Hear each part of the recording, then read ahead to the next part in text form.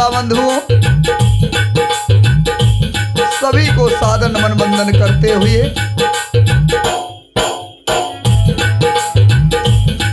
श्री रामचरितमानस के लंका कांड से कुछ चौपाइयां आप सभी तक पहुंचा रहा हूं। किसी भी प्रकार की यदि मुझसे गलती होती है उसके लिए आप सभी मुझे क्षमा करेंगे।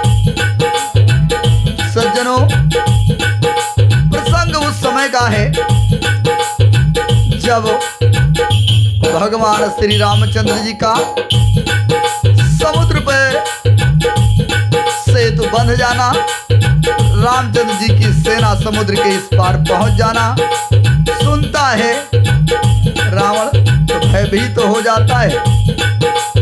फिर भी बाहरी दिखावा करते हुए अपने महल में जाता है, जहां पर महल के अंदर सैकड़ों अप्सराएं नृत्य कर रही हैं। तुलसीदास जी ने लिखा है, सुना सिर सत सरिस सो संतत करई विलास, परम प्रबल रिपुशीस परी यद्यपि सोची न तरास। सज्जनों, तुलसीदास जी ने चौपाई के माध्यम से लिखा है, आप सभी सुने। सुबेल सैल रघुवीरा उतरे सेन सहित अति वीरा, शिखरिए के उतंग अति देखी, परम रम्य सम शुभ्र विषेखी, तातर किसले सुमन सुहाए, लक्ष्मण रचनी हाथ जसाए,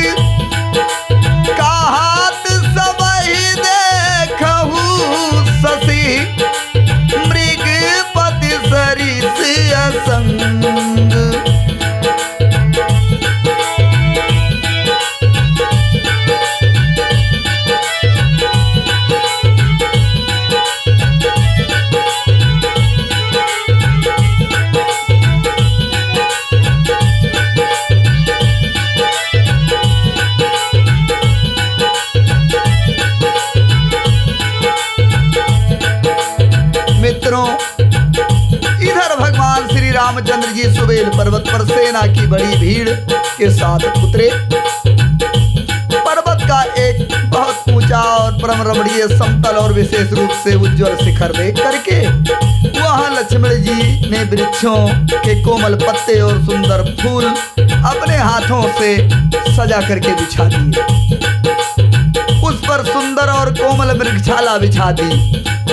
उसी आसन पर कृपालु रामचंद्र जी विराजमान थे। प्रभु श्री रामचंद्र जी वानर राज सुग्रीव की गोद में अपना सिर रखे हैं। उनकी बाईं ओर धनुष तथा दाहिनी ओर तरकस रखा है। वह दोनों कर कमलों से बाण सुधार रहे हैं।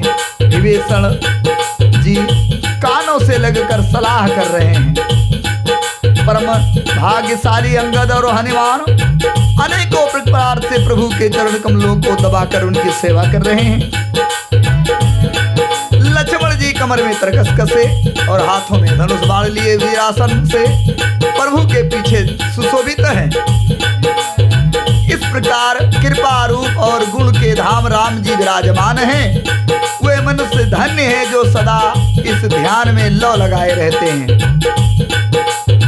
पूर्व दिशा की ओर देख करके प्रभु रामचंद्र जी ने चंद्रमा को उदय हुआ देख करके तब वे सबसे कहने लगे कि चंद्रमा को तो देखो कैसा सिंह के समान निडर है। तुलसीदास जी ने पुनः चौपाई के माध्यम से लिखा है। रामचंद्र जी कह रहे हैं, पूरब दिस गुरु की हानि वासी, पूरब दिस गिरि गुहा निवासी, परम प्रताप तेज बल राशि, मत नाग तम कुंज बिदारी,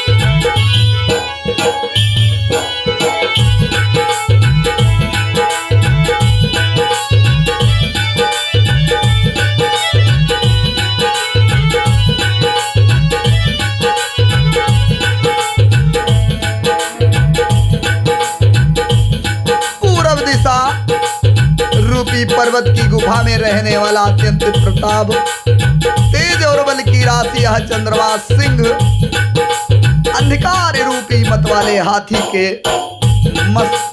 मस्तक को विदीर्ण करके आकाश रूपी वन में निर्भय विचर रहा है। भगवान राम ने इस प्रकार सभी से कहा। आकाश में बिखरे हुए तारा गण मोतियों के समान हैं, जो रात रूपी सुंदर स्त्री के श्रृंगार हैं। प्रभु राम ने कहा, भाइयों, चंद्रमा में जो कालापन है वह क्या है? अपनी अपनी बुद्धि के अनुसार सभी लोग बताओ। कोई कहता है कि जब ब्रह्मा ने कामदेव की स्त्री रति का मुख बनाया तब उसने चंद्रमा का जो मेन भाग था निकाल लिया, जिससे रति का मुख तो परम सुंदर बन गया, परंतु चंद्रमा के हृदय में छेद हो गया। वही छेद चंद्रमा के हृदय में वर्तमान है, जिसकी राह से आकाश की काली छाया उसमें दिखाई पड़ रही है। प्रभु राम जी ने कहा, विष चंद्रमा का बहुत बड़ा प्यारा भाई है, इसी से उसने विष को अपने हृदय में धारण कर रखा है। विषय युक्त अपने किरण समूह को फैलाकर वह वियोगी नर नारियों को जलाता रहता है। हनुमान जी ने कहा, प्रभु सुनिए, चंद्रमा आपका प्रिय दास है, आपकी सुंदर श्याम मूर्ति चंद्रमा के हृदय में विराजमान है, इसीलिए वह श्यामता की झलक चंद्रमा में दिखाई पड़ रही है। पवन पुत्र हनुमान के वचन सुन करके सुजान रामचंद्र जी हंसे, फिर दक्षिण ओर देख करके कृपा निधान प्रभु रामचंद्र जी बोले।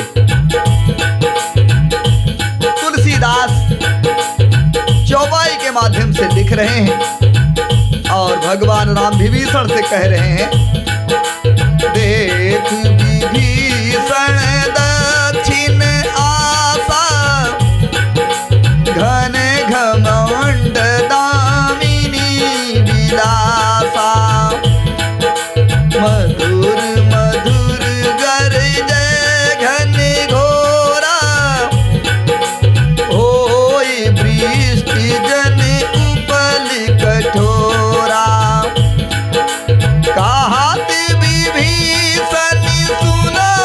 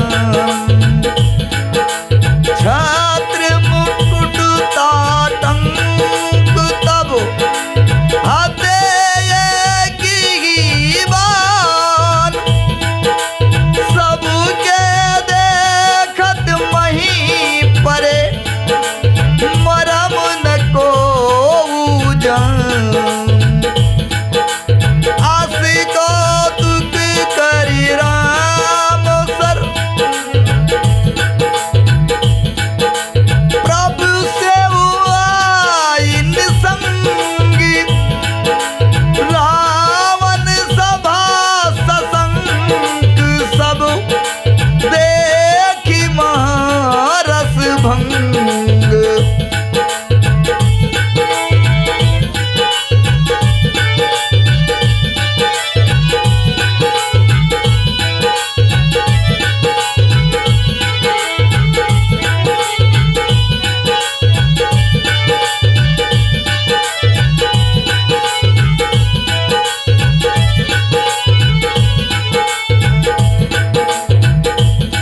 भगवान राम ने कहा कि हे विभीषण, दक्षिण दिशा की ओर देखो, बादल कैसा घूम रहा है और बिजली चमक रही है।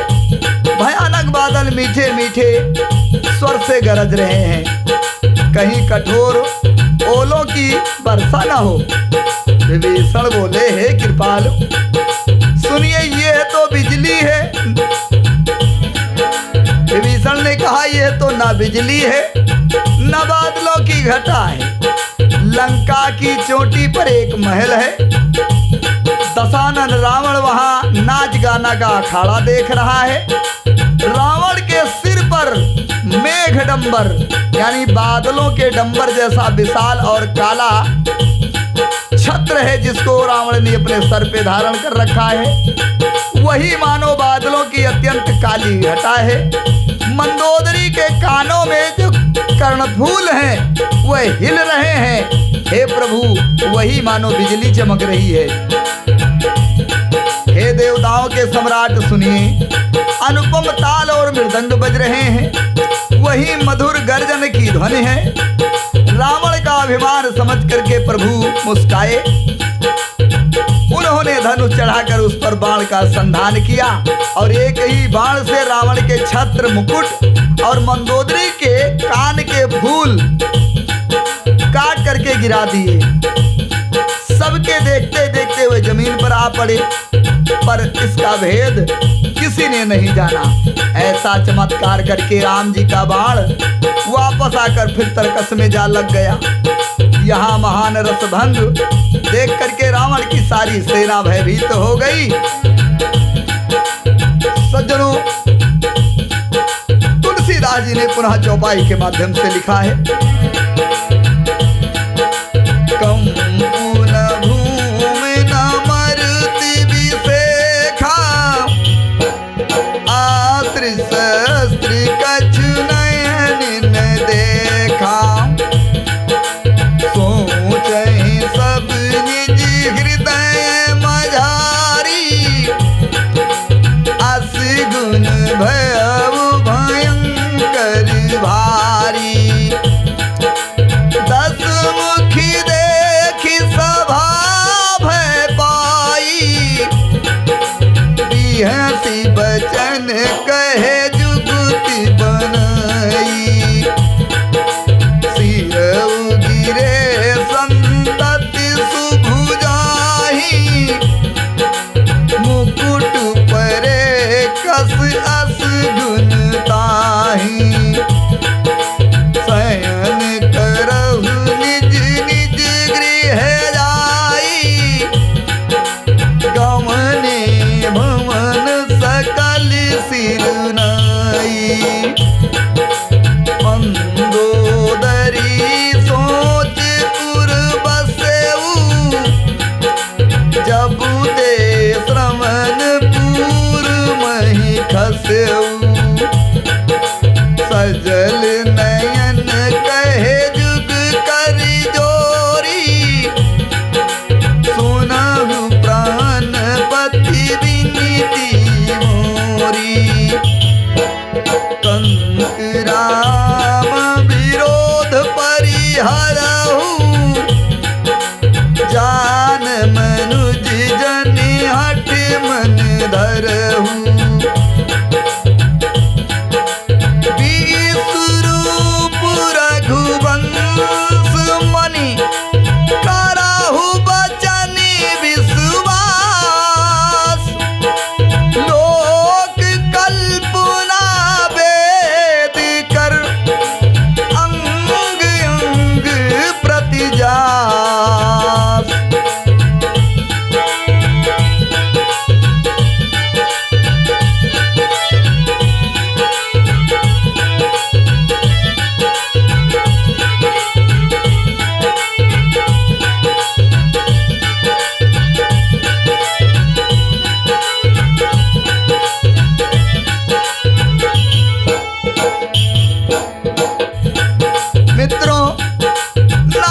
भूकंप हुआ, ना बहुत जोर की हवा चली, न कोई अस्त्र शस्त्र ही नेत्रों से देखा। फिर ये छत्र मुकुट कर्णफूल कैसे कटकर गिर पड़े। सभी रावण के सभा के जितने भी निश्चर मौजूद थे सभा में, सभी अपने हृदय में सोच रहे हैं ये बहुत बड़ा असगुन हो गया है। सभा को भयभीत देख करके रावण ने हंसकर बाहरी दिखावा रख करके कहा, सिरों का गिरना भी इसके लिए निरंतर शुभ होता रहा है, उसके लिए मुकुट का गिरना अब शकुन कैसा। अपने अपने घर जाकर सो रहो, डरने की कोई बात नहीं है। तब सब लोग सिर नवा करके घर चले गए अपने अपने। जब से कानों के कर्णफूल पृथ्वी पर गिरे, तब से मंदोदरी के हृदय में सोच और बढ़ गया। आंखों में आंसू भर करके, दोनों हाथ जोड़ करके मंदोदरी ने रावण से कहा कि हे पतिदेव, मेरी विनती सुनिए, रामचंद्र जी से विरोध छोड़ दीजिए, उन्हें मनुष्य जानकर मन में हठ न करिए, मेरे इन वचनों पर विश्वास कीजिए। वे रघुकुल के शिरोमणि रामचंद्र जी के विश्वरूप हैं, यह सारा विश्व उन्हीं का रूप है। वेद जिनके अंग अंग में लोगों की कल्पना करते हैं। तुलसीदास जी ने पुनः चौपाई के माध्यम से लिखा है, मंदोदरी रावण से कह रही हैं कि हे पतिदेव, पद पाताल शीश अज धाम, अपरलोक अंग अंग विश्रामा, भृकुटि विलास भयंकर काला, नयन दिवाकर कच घन माला, जासु घ्राण आसनी कुमारा, निस्वर दिवस नि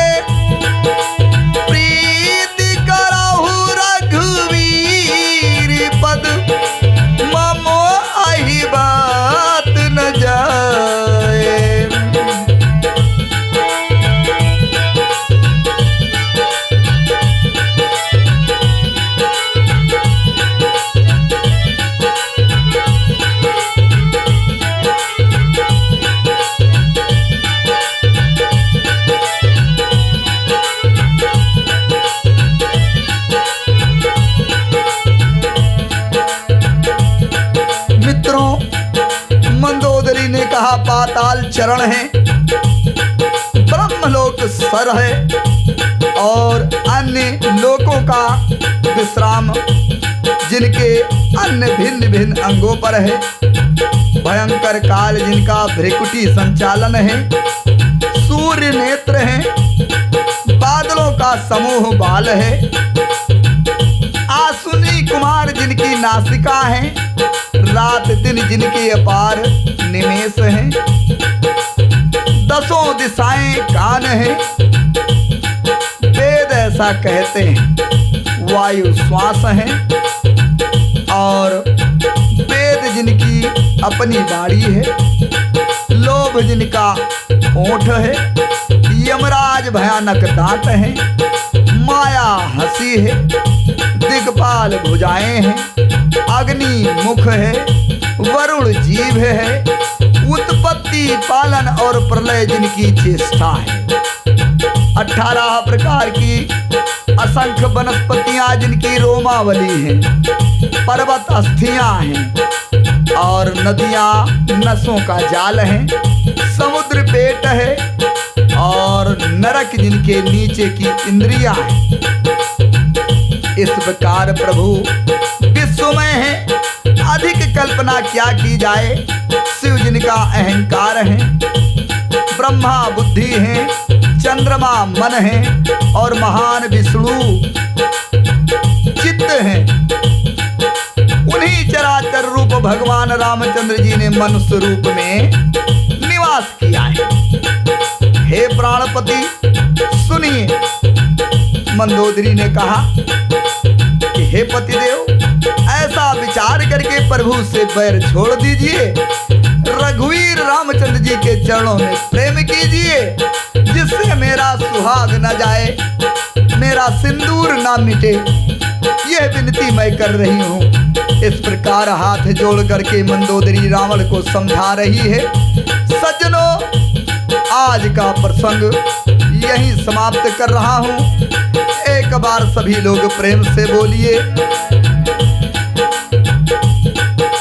भगवान श्री रामचंद्र की जय। और सज्जनों, आज का ये प्रसंग समाप्त हो रहा है। यह कार्यक्रम आप सभी तक अर्जुन सिंह लोधी राजपूत चैनल के माध्यम से पहुंच रहा है। अर्जुन सिंह लोधी राजपूत चैनल को सब्सक्राइब कीजिए और लाइक कीजिए, शेयर कीजिए, अपने मित्रों को, दोस्तों को, नातेदार रिश्तेदारों को सब्सक्राइब करवाइए और लाइक कीजिए, कमेंट कीजिए, शेयर कीजिए। और एक बार पुनः मैं समस्त देशवासियों को सादर वंदन अभिनंदन करता हूँ। सभी को सादर प्रणाम है।